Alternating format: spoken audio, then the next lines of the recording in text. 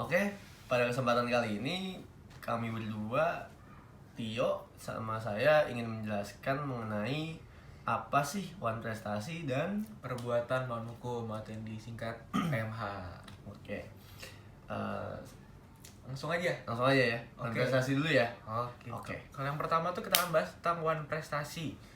One prestasi itu adalah suatu sikap di mana seseorang tidak memenuhi atau lalai melaksanakan kewajiban sebagaimana yang telah ditentukan dalam perjanjian yang dibuat antara kreditur dan debitur. Nah, one prestasi ini terdapat unsur-unsurnya nih yang bisa dikatakan one prestasi atau tidak. Yaitu yang pertama itu adalah adanya perjanjian oleh para pihak. Yang kedua tuh ada pihak melanggar atau tidak melaksanakan isi perjanjian yang sudah disepakati. Yang ketiga itu sudah dinyatakan lalai tapi tetap juga tidak mau melaksanakan isi perjanjian. Oh, jadi itu unsur-unsurnya ya. Ada 3 unsur ya. Iya, ada 3.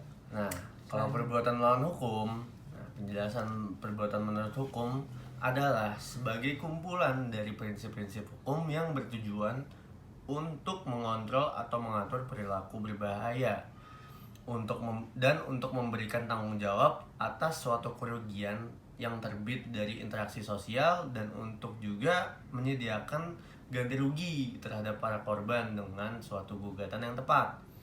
Nah, adanya juga beberapa unsur yang bisa dikategorikan sebagai perbuatan melawan hukum. Nah, yang pertama adanya suatu perbuatan atau perbuatan. Nah, kedua perbuatan tersebut termasuk melawan hukum. Ketiga, adanya kesalahan para pihak pelaku. Keempat, adanya kerugian bagi korban. Nah, dan kelima, adanya hubungan kausal antara perbuatan dan kerugian. Nah, dari sini kita sudah menjabarkan adanya di sini ada data-data yang sudah data-data. kita kumpulkan buat apa nih perbedaannya antara one prestasi sama perbuatan melawan hukum atau PMH. Nah, data yang pertama tuh kita sumber hukumnya dulu nih. Sumber hukumnya itu kalau yang one prestasi itu dia itu merujuk pada pasal 1238, 1239 sama 1242 KUH Perdata. Nah, one prestasi ini timbul karena timbul dari persetujuan atau perjanjian. Nah, kalau di PMH sendiri atau perbuatan melawan hukum, pengaturan sumber-sumber hukum ya diatur dalam pasal 1365 sampai dengan 1380 KUH Perdata dan juga timbul akibat perbuatan seseorang. Oke, kalau yang selanjutnya nih kita punya data yaitu unsur-unsurnya nih. Kalau unsur-unsurnya kan tadi udah dijelasin, jadi nggak perlu ya. Langsung aja kita langsung ke timbulnya hak menuntut.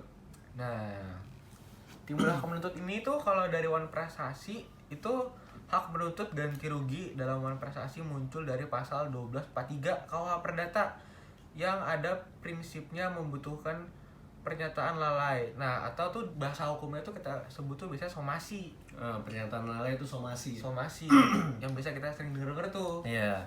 Nah, kalau di PMH sendiri, hak menuntut ganti rugi dalam PMH tidak perlu peringatan lalai. Kapan saja terjadi PMH, pihak yang merasa dirugikan berhak langsung menuntut sebuah ganti rugi. Nah, adanya juga pembuktian dalam gugatan nih. Nah, coba dijelasin dong. Kalau di one prestasi itu gimana sih pembuktian dalam gugatan? Kalau di one prestasi itu penggugat cukup menunjukkan ada one prestasi atau ada perjanjian yang dilanggar. Udah sesimpel itu. Jadi kalau ada perjanjian dilanggar itu udah jadi bukti ya? Iya, bisa diketahui bukti. Oke. Nah, kalau di PMH sendiri, penggugat harus membuktikan semua unsur perbuatan melawan hukum terpenuhi.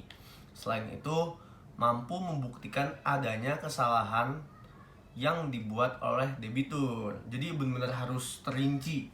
Kalau misalkan mau melakukan penggugaan, nah pembuktiannya itu harus terinci sekali gitu. Berarti PMH ini lebih kompleks ya daripada one prestasi. Sebenarnya gitu.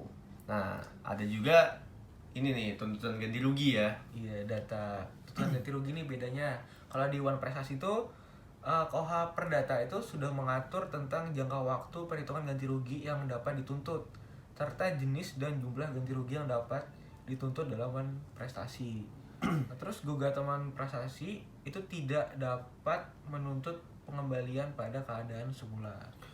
Dan juga di PMH sendiri tuntutan ganti rugi itu KUH Perdata, tapi ini tidak mengatur bagaimana bentuk dan rincian ganti rugi sehingga dapat menggugat kerugian material dan imaterial. Lalu dapat menuntut pengembalian pada keadaan semula. Sangat berbeda ya perbuatan melawan hukum sama wan prestasi. Berbeda sekali. Nah, jadi penjelasan itu mungkin kita bisa menutup video ini ya. Oke, terima kasih sebelumnya. Terima kasih. Selamat malam.